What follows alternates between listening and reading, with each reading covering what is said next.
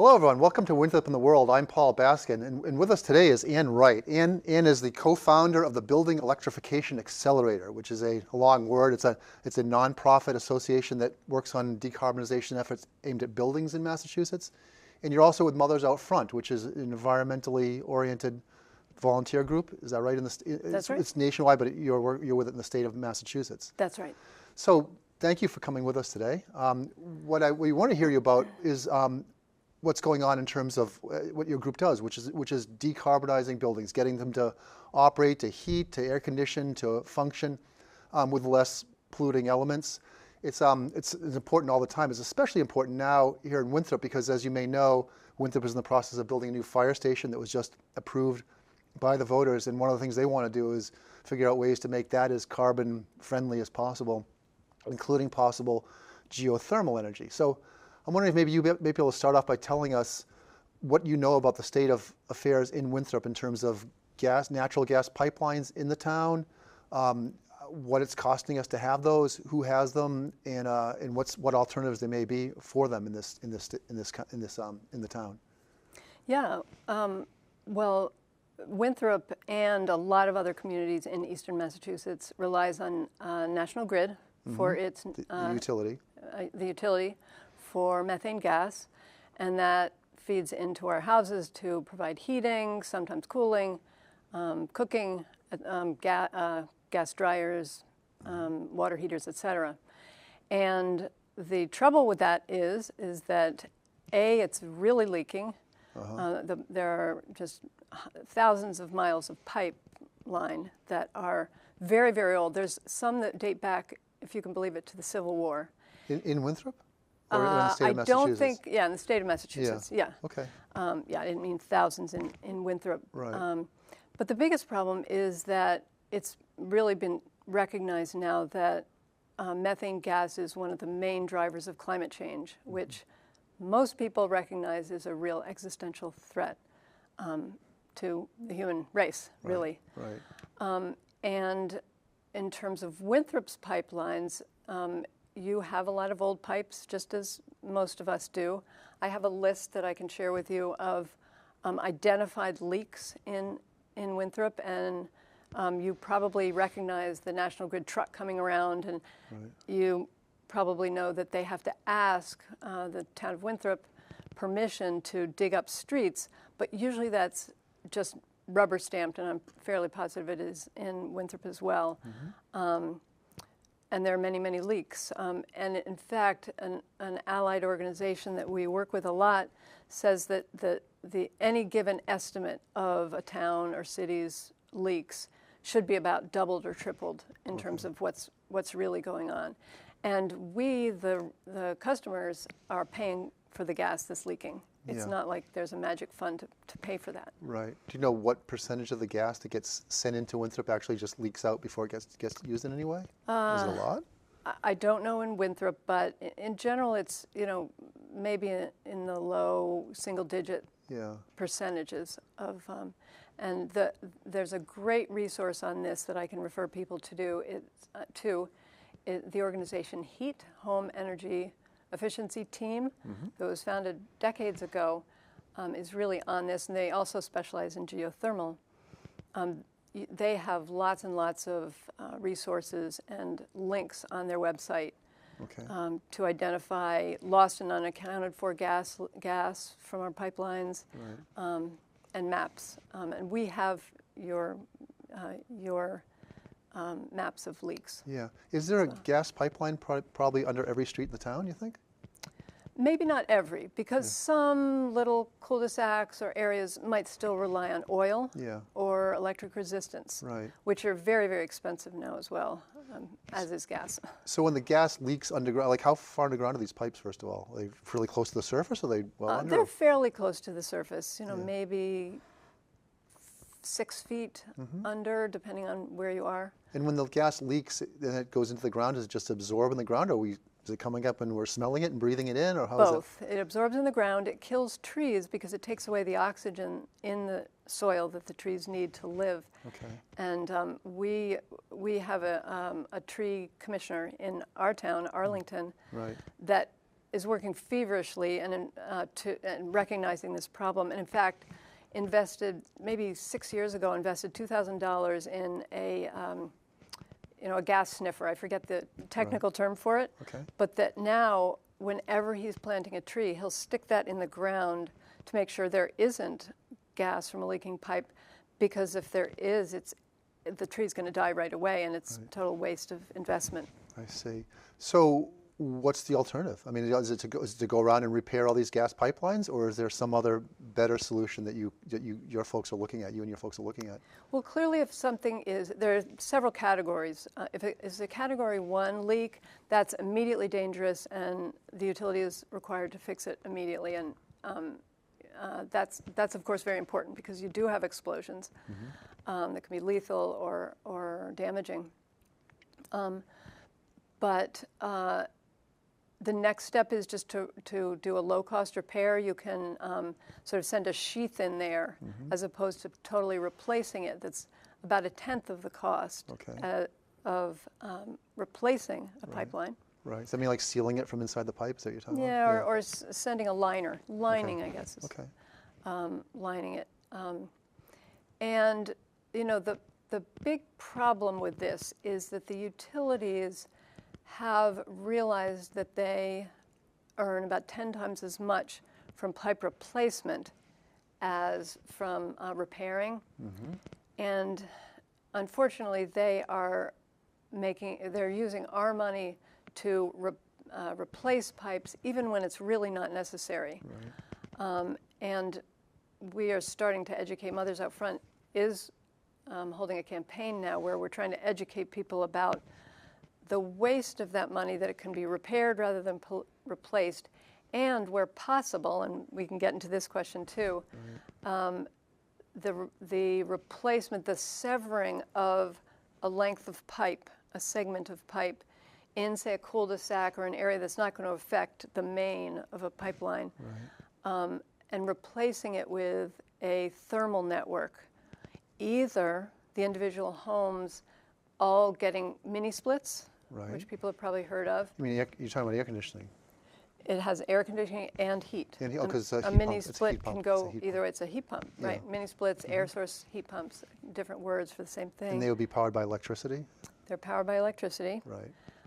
Or you can even do network geothermal in certain conditions and in certain densities, which is even more efficient. So geothermal is the idea of putting a pipe deep in the ground that kind of gets either the heating or the cooling of the ground. I guess the ground is a very steady temperature, very low down, so it works as heating and cooling depending on the season. Is that the way to say it? The ambient temperature in New England is about 55 degrees, which... In the ground. How far down are we talking? For network geothermal, that's only maybe 50 feet down. For a big geothermal plant, let's say for a whole university, or I'm not sure what else. Well, a fire station is one thing. Possibly. You need to go down hundreds of feet, because you really need to get tap into more of that heat. So as you mentioned, that's being looked at in this town, both by the Climate Commission, as I understand it, and by the people working on building the fire station, trying to figure out how this potentially could work for Winthrop. And it sounds complicated. Among other things, there's the type of ground matters, I guess, in where you are. And is there kind of like a map that can show you whether and where in Winthrop this kind of thing is possible? There are people working on that. I've been to a conference where I heard some people who are working on that for the whole United States. I couldn't really talk in a sophisticated manner about that. But I'm sure, companies that would assess the possibility of geothermal in that location where you want the firehouse to be would access those services. Do you have a sense, and what's the potential for a town like Winthrop? Is maybe a future world in which half the houses in town are doing this, or is it a smaller number or a larger number? Or do you have any sort of even ballpark estimate of what this could potentially look like for a town like ours? Well, it depends are you talking about geothermal or air source heat pumps in say a section? Well, I guess both. I mean, sort of if the goal is to minimize the amount of natural gas pipelines in the town because there's obvious risks associated with it and costs associated with it, would you see a future in which what percentages would become electric, purely electric, I suppose, and what percentages might become geothermal? Is there any way to sort of tell people what we're looking at? I don't know enough about your geography and what's below. You know, obviously in some place where there's a ton of granite, that's going to be hard to dig down in. Right. That's going to be a problem. Okay. I don't know what the problem with a flood zone or a partial flood zone parts of Winthrop would be. You'd have to get that assessed. But as somebody pointed out, if there's not a huge problem with gas pipes underneath, I'm not sure why there would be a huge problem with thermal networks, boreholes down 50 feet, although it could be the depth. I'm not an expert, and one of your guests that you may host soon is from the HEAT organization, and she can talk with much more authority on that. Do you know what it costs an average person in either in Winthrop or in Eastern Massachusetts to have natural gas service? Like, what are we paying for it, and what might be the future in terms of that price going up and down, and how does that play into alternatives financially? Right.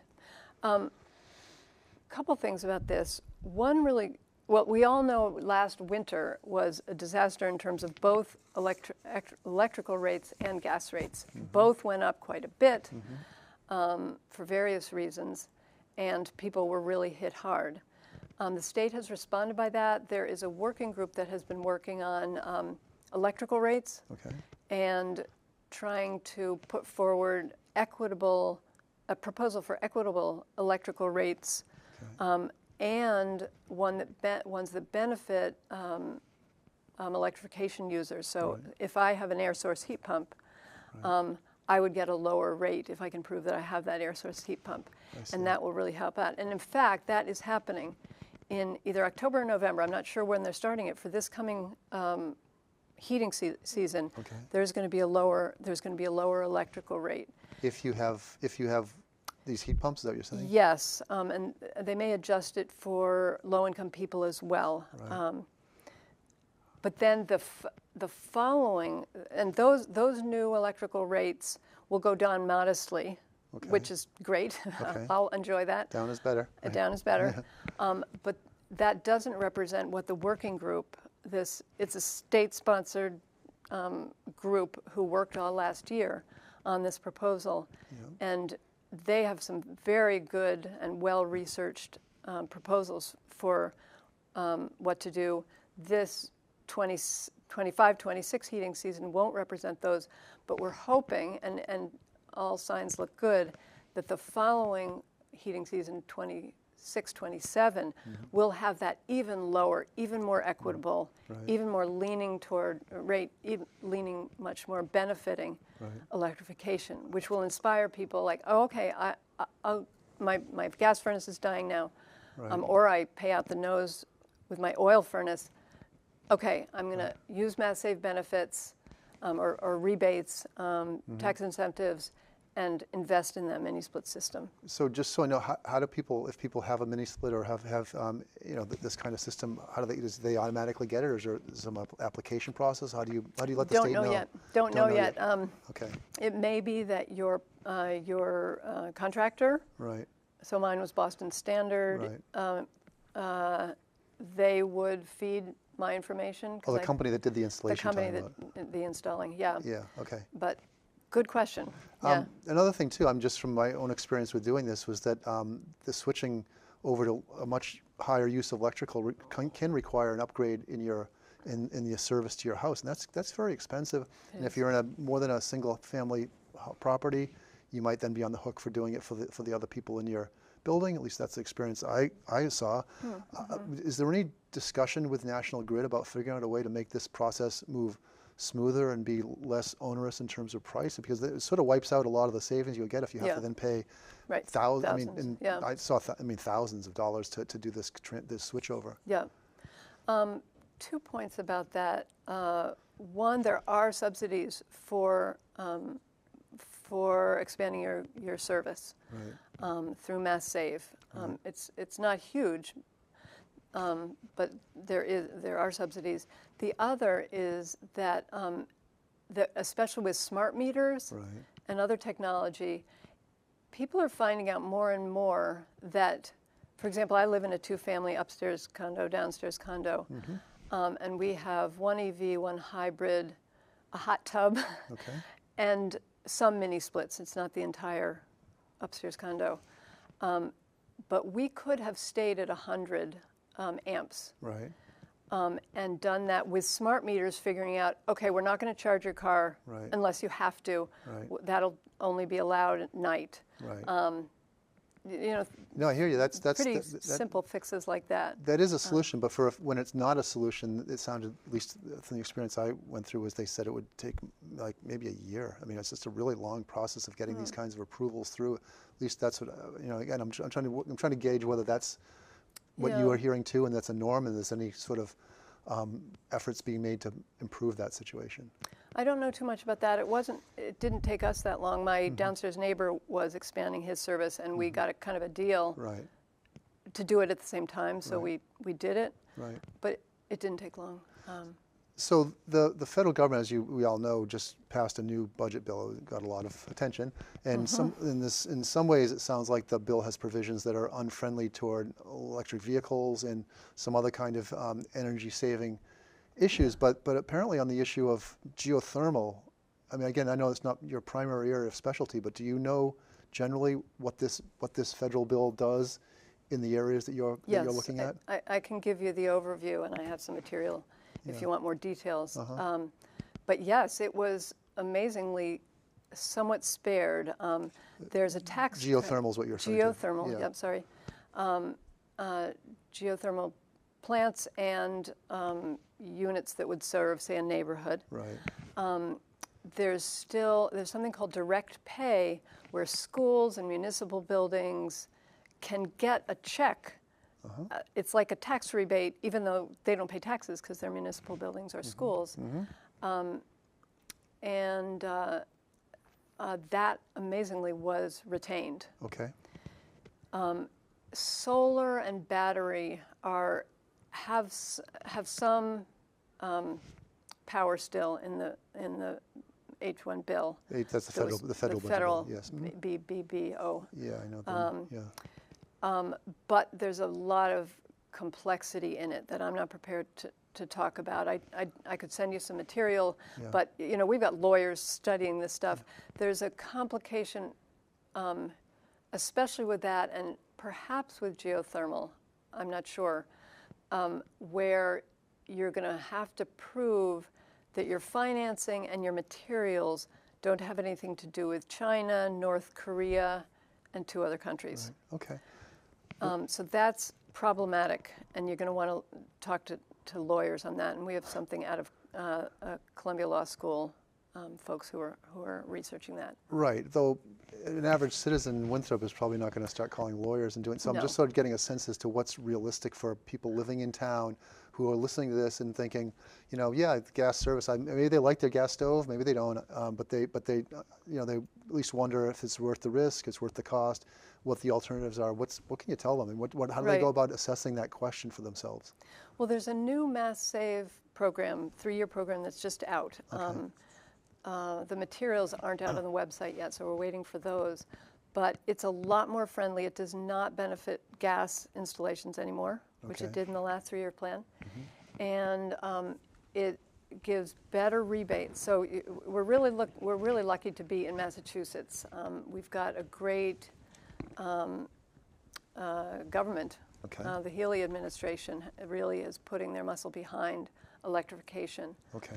And geothermal as well, or you're primarily saying this for electrification? Geothermal, I don't know too much about exactly what there is. I mean, there's... But electrification is the point you're making. Electrification, yeah. So rebates for air source heat pumps, induction stoves, which are really a pleasure to work on. I was suspicious at first, but they're great. Dryers, lawnmowers. So we can still rely a lot on that. So you're saying the first place then, if I'm a homeowner or someone in Winthrop who wants to look into this more, would be a state website would get you going? Yep. And is that, websites can be helpful and they sometimes can be not helpful. Is it generally this kind of thing, or do you really kind of thing where you need to pick up the phone and call somebody and ask them, and who would that be? Right. Well, my organization, the Building Electrification Accelerator, Yeah. can consult. We work primarily for municipalities to accelerate their building electrification work. But people can call us, and we can steer you toward good resources. Good. Yeah. What about what is there to know about what's going on the state legislative level? Are there any bills that have passed recently, or maybe under contemplation, that have significant effects on some of the things you're working on and you're talking about here? Yeah. Well, Governor Healy's energy bill is out there, and people are thinking, as I understand it, that will be the main vehicle for the next climate bill. Okay. I mean, we're only in the first year of a 2-year legislative cycle. Usually the climate bill doesn't get passed until literally the last day or two, if that. But this is a good sign that in response to the energy price spikes last winter, she put out this energy bill. There are many, many components of it. But there are a couple bills that we, Mothers Out Front and other organizations, are working to get passed or included in her bill if it's going to be the vehicle for the climate bill. Okay. And I mean, is there anything you could say, you can sort of tell people concretely about this bill that would make a difference in their decision? Yep. Yeah, there are two that stand out for me, and that Mothers Out Front is really putting our muscle behind. One is sponsored by Senator Cream, and it's called an Act for a Tactical Transition to Clean and Renewable Energy. Okay.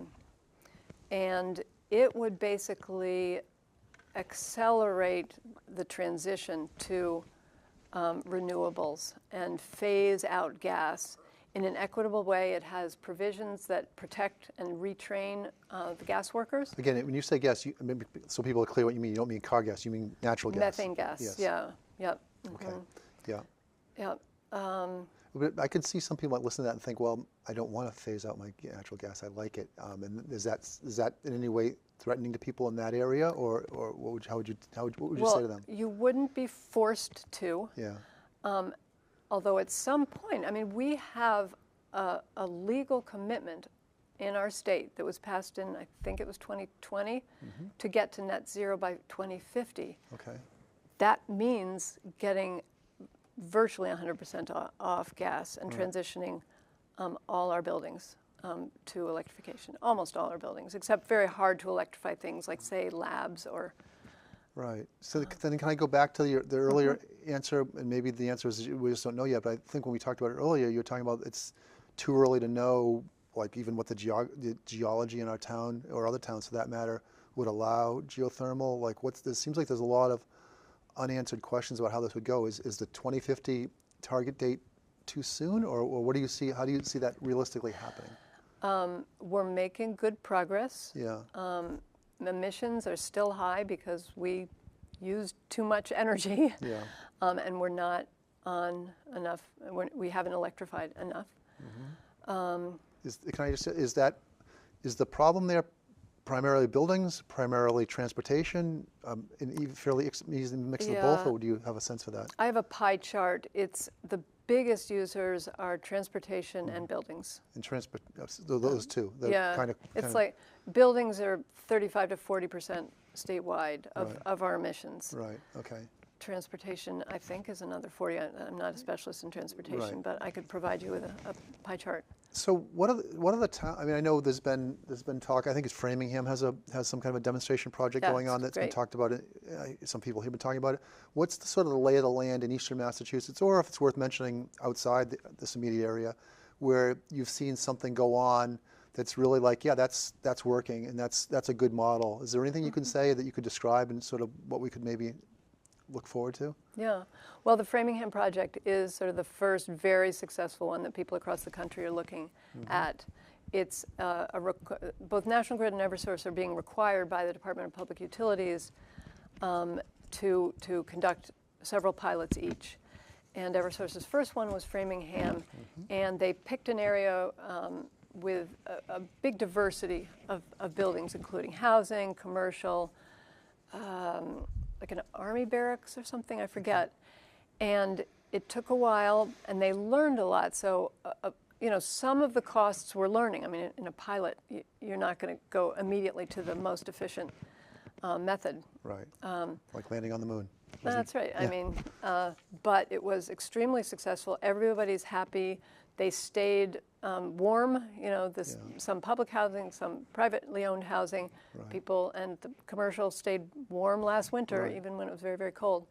And now there are other loops right contiguous to the pilot that are asking, can you do this too? And I think they're starting the second loop, Yeah. which will be, I think I'm quoting this right, 50% more efficient. So the cost will go down 50% per unit because they learned so much. And are the actual people living there paying less now than they were before? Or is it too early to know that because it's too experimental? Or Yeah, what would you say about that? it may be too early, and I don't know the answer to that one. So again, I want to bring up the fire station because it's a big moment here in this town. It's a big project. Yeah. I realize you don't know the details of it. And in fact, we don't know the details of it yet. It's just being started. But I just, just as a notional thing, would it seem like a project like that has the potential for really teaching the town of Winthrop kind of what it looks like and get sort of familiar with what real alternatives look like in ways that could benefit even more broadly than that one project? It definitely could, but I wouldn't get fixated on geothermal.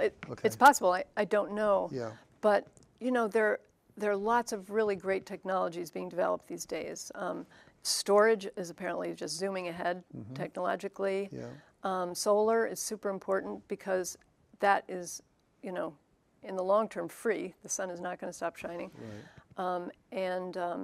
So storage, solar, and geothermal are all things, and air source heat pumps are all things you can work on. I'll just cite one example that I've just heard of in another town. They are building a new high school, and they had a designer come in. Lexington? Yes, this is Lexington. Yeah.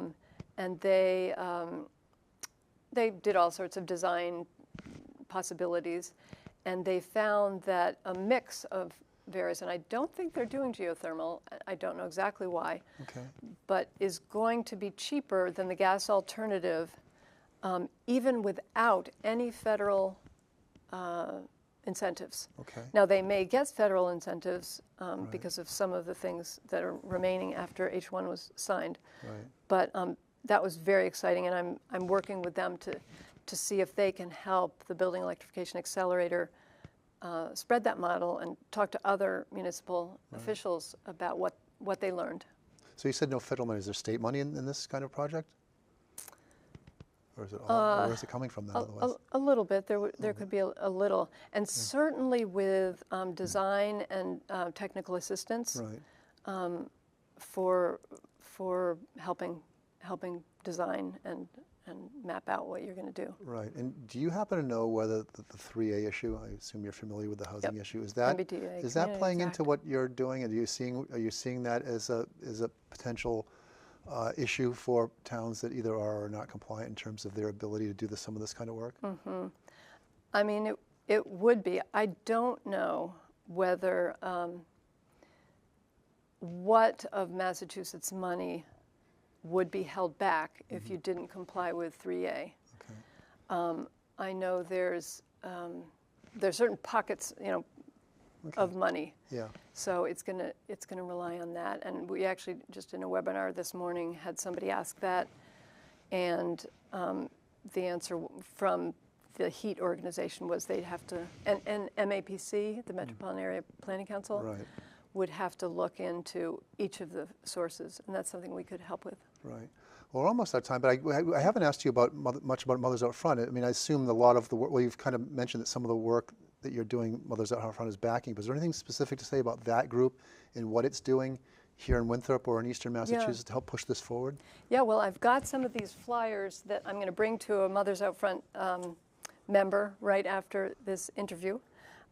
We're trying to educate municipal officials and residents about neighborhood electrification and making sure people understand that it's a viable technology, perhaps for their street. And it's actually very relevant to you because National Grid is proposing a pilot in your town. Okay. The DPU hasn't approved it yet, but when it does, you will have residents being approached and saying, would you agree to swap your gas services and your appliances?